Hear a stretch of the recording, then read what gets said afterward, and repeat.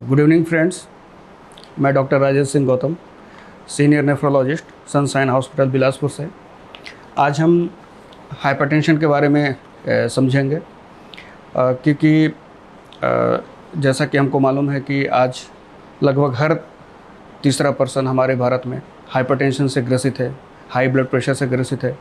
इसलिए इसकी जानकारी होना हम सबको बहुत ही आवश्यक है। तो सबसे पहले हम हाइपरटेंशन के हम ये जानें कि आखिर हाइपरटेंशन किसे कहते हैं, हाई ब्लड प्रेशर किसे कहते हैं। तो according to WHO guideline, hypertension के डेफिनेशन ये है कि अगर हमारा ऊपर का ब्लड प्रेशर, जिसे कि हम सिस्टोलिक ब्लड प्रेशर कहते हैं, वो 140 mmHg से ज़्यादा हो, या फिर नीचे का ब्लड प्रेशर, जिसे कि हम डायस्टोलिक ब्लड प्रेशर बोलते हैं, वो 90 mmHg से ज़्यादा हो, तो इस कंडीशन को हम हाई ब्लड प्रेशर कहते हैं। और इसी का ही एक दूसरा रूप होता है जिसे हम आइसोलेटेड सिस्टोलिक हाइपरटेंशन बोलते हैं, जिसमें कि ऊपर का ब्लड प्रेशर यानी कि सिस्टोलिक ब्लड प्रेशर 140 mmHg से ज़्यादा होता है, जबकि नीचे का ब्लड प्रेशर नॉर्मल ही रहता है। तो ये जो दूसरी कंडीशन है आइसोलेटेड हाइपरटेंशन, ये खास करके उम्र दराज लोगों में मिलता है। अब बात आती है कि हाई ब्लड प्रेशर हम का जो डायग्नोसिस हम कैसे करेंगे, कि आम ज़िंदगी में हम कैसे डायग्नोसिस कर सकते हैं। तो सबसे पहले हमें एक बात पता होनी चाहिए कि हाइपरटेंशन को हम साइलेंट किलर भी बोलते हैं। साइलेंट किलर जैसे कि नाम से ही पता चल रहा है कि ये ज़्यादातर हाइपरटेंशन साइलेंट होते हैं, यानी कि 90% केसेस में जिनको भी हाइपरटेंशन है उन्हें पता ही नहीं होता है कि मुझे हाइपरटेंशन है। और जो केवल 10% लोगों में ही इसके साइन और सिम्टम्स आते हैं।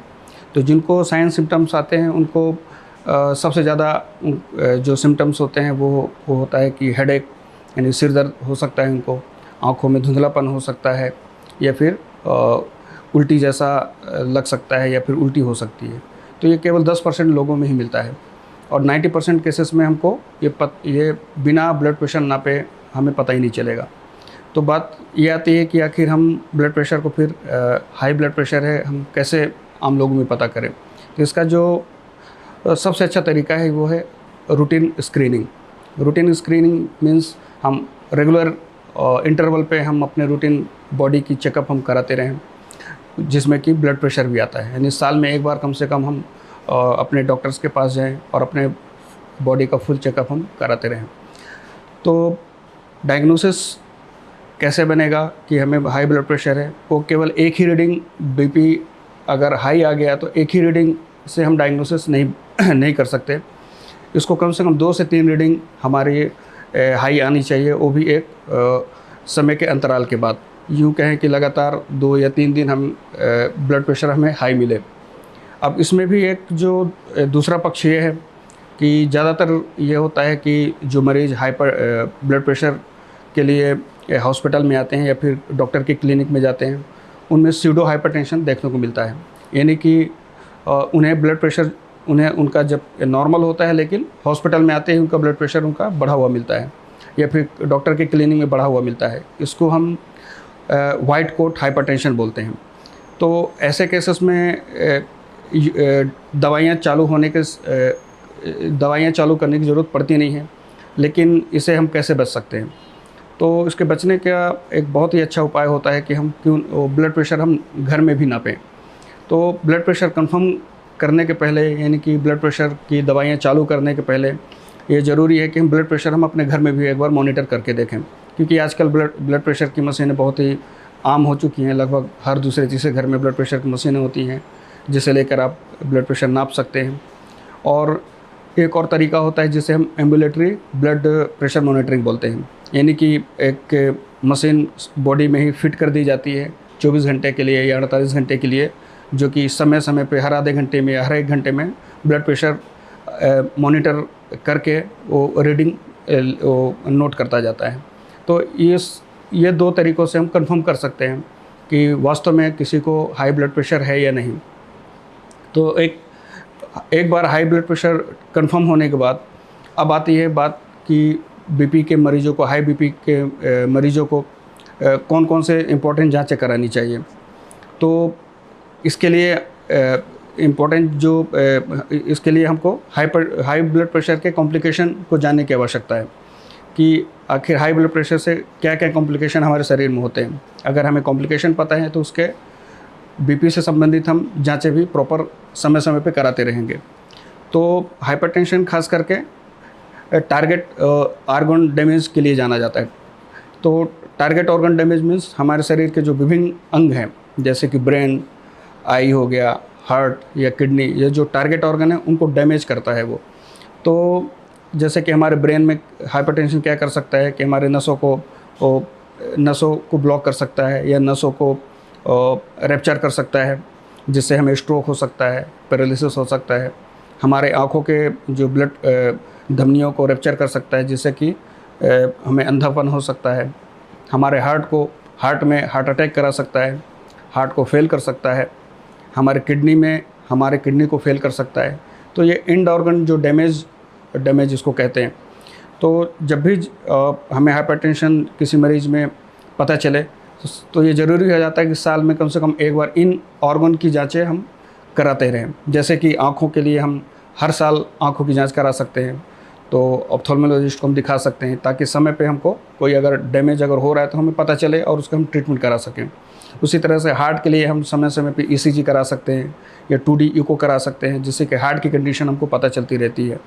उसी तरह से हमको अपने किडनी के लिए सोनोग्राफी करा सकते हैं, खून में क्रिएटिनिन की जांच करा सकते हैं। क्रिएटिनिन की जांच से हमें किडनी में डैमेज तो नहीं हो रहा है वो हमें पता चलता है।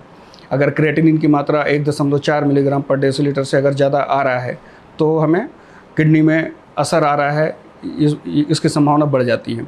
उसी तरह से पेशाब में प्रोटीन की मात्रा हम देख सकते हैं, जो कि पेशाब में अगर प्रोटीन आ रहा है तो वो किडनी में शुरुआती खराबी का संकेत हो सकता है। तो ये कुछ जांचें हम हर साल करा सकते हैं अगर हमें इसका नॉलेज है तो। अब है कि हाइपरटेंशन का आखिर रिस्क फैक्टर क्या है, यानी किन लोगों को हाइपरटेंशन होने की संभावना ज़्यादा रहता है, क्योंकि हर किसी को हाइपरटेंशन तो नहीं होता है। तो एक के अनुमान के अनुसार लगभग 30% पॉपुलेशन को हाइपरटेंशन हमारे इंडिया में। तो इसके लिए जो हाई रिस्क फैक्टर क्या क्या हो सकते हैं जिसको बीपी होने की संभावना ज़्यादा है, उसमें जो सबसे कॉमन जो हाई रिस्क फैक्टर है वो है हमारा लाइफस्टाइल। जैसे कि हम अपना खान पान में हम बहुत ही ढिलाई करें कि हम ज़्यादा नमक खाते हैं या फिर हम ज़्यादा फैट का इस्तेमाल करते हैं, हमारा वर्कआउट बिल्कुल ना के बराबर है, या हम स्मोकिंग ज़्यादा करते हैं, ज़्यादा अल्कोहल लेते हैं, बहुत ही ज़्यादा तनाव लेते हैं। तो ये या फिर हमारा मोटापा एक रिस्क फैक्टर, ये कुछ कॉमन रिस्क फैक्टर है। इसके साथ और कुछ रिस्क फैक्टर होते हैं, जैसे कि फैमिली हिस्ट्री अगर आपकी स्ट्रॉन्ग है, अगर आपके माँ बाप को किसी को अगर हाइपरटेंशन है तो आपको हाइपरटेंशन होने की संभावना, बच्चों में बीपी हाई ब्लड प्रेशर होने की संभावना ज़्यादा हो जाती है। उसी तरह से ओल्ड एज के जैसे ही उम्र बढ़ती जाती है 40 के बाद या हाइपरटेंशन होने की संभावना बढ़ती जाती है। तो ये कुछ रिस्क फैक्टर्स होते हैं कि इस ग्रुप को खास करके ध्यान देना ज़्यादा ज़रूरी है, इनको मॉनिटरिंग करना या स्क्रीनिंग करना और भी ज़्यादा ज़रूरी हो जाता है, ताकि हाइपरटेंशन को हम समय पे पता कर सकें। अब है कि ब्लड प्रेशर हमको एक प्रिवेंशन हम कैसे करें कि ब्लड प्रेशर ना हो, तो इसके लिए कुछ प्रिवेंटिव मेजर्स हम अपना सकते हैं अपने लाइफ में। उसमें जो सबसे पहला जो स्टेप है वो है हमारा लाइफस्टाइल मॉडिफिकेशन। 2-3 चीज़ें हमें बिल्कुल ध्यान में रखनी चाहिए। सबसे पहला है कि हम रेगुलर वर्कआउट करें, एटलीस्ट मॉडरेट वर्कआउट हम ज़रूर करें। 30 मिनट की एक्सरसाइज जिसमें कि शामिल हो सकता है कि जॉगिंग करना या तेज़ कदम से चलना, और इसके सप्लीमेंट में हम जैसे कि बैडमिंटन खेलना या फिर साइकिलिंग वगैरह हम अपना सकते हैं। और जो हमारे लाइफस्टाइल मॉडिफिकेशन में है कि हम अपने खाने में नमक का इस्तेमाल कम करें, हम खाने में अपने पोटेशियम का इस्तेमाल ज़्यादा करें। यानी कि नमक का इस्तेमाल अगर हम ज़्यादा करते हैं, यानी कि सोडियम की मात्रा अगर हम ज़्यादा लेंगे तो ब्लड प्रेशर बढ़ेगा, जबकि पोटेशियम की मात्रा हम अच्छी तरह से लेंगे तो ब्लड प्रेशर कंट्रोल में आएगा। तो पोटेशियम जैसे कि हरी सब्जियों में या फ्रूट्स में ज़्यादा मिलता है, तो इनका हम अच्छे से सेवन करें। ये इसके साथ हमारे अगर स्मोकिंग या अल्कोहल का कंजम्पशन करते हैं तो उसे हमें छोड़ना ज़रूरी है। ओवरवेट है तो उसको कंट्रोल करना ज़रूरी है। तो ये कुछ प्रिवेंटिव मेजर्स हैं, तो जिसको अपना के हम हाइपरटेंशन होने की संभावना को काफ़ी कम कर सकते हैं।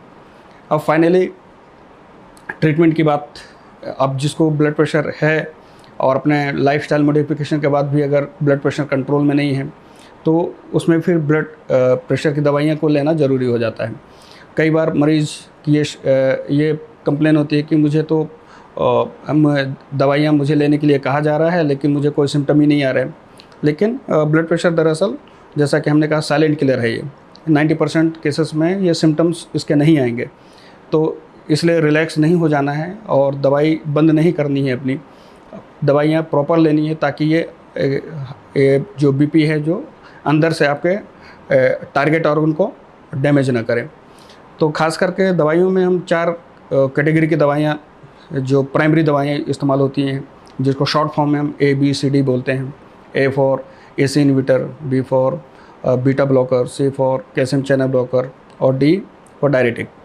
अब इन कैटेगरी की दवाइयों को पेशेंट के प्रोफाइल के अनुसार से हम चयन करते हैं। जैसे कि अगर पेशेंट के पेशाब में प्रोटीन अगर आ रहा है तो उसमें हम AC इनहिबिटर हम प्रेफर करते हैं। अगर पेशेंट को अंडरलाइंग कोई कार्डिक कंडीशन है तो उसमें हम बीटा ब्लॉकर प्रेफर करते हैं। अगर पेशेंट की उम्र ज़्यादा है तो उसमें हम कैल्शियम चैनल ब्लॉकर प्रेफर करते हैं। और या फिर पेशेंट को अगर सूजन की समस्या है, सांस लेने में समस्या है, तो उसमें डायरेटिक को हम प्रेफर करते हैं। तो ओवरऑल एक मोटा मोटी ये हाइपरटेंशन से संबंधित ये जानकारी है जिसको हम सबको होना ज़रूरी है, क्योंकि जैसा कि मैंने कहा हमारे भारत में हर तीसरा व्यक्ति हाइपरटेंशन से ग्रसित है। तो उसको हमारे जितना ज़्यादा हम नॉलेज रखेंगे उतना ही ज़्यादा हम प्रिवेंटिव मेजर ले सकेंगे। तो मैं आशा करता हूँ कि आप स्वस्थ रहेंगे, आप अपने स्वास्थ्य का ख्याल रखेंगे, अपने डाइट का ख्याल रखेंगे, आप रेगुलर एक्सरसाइज करेंगे और अपने बीपी को कंट्रोल में रखेंगे। तो स्वस्थ रहिए, खुश रहिए, because health is wealth, health is really wealth. Thank you.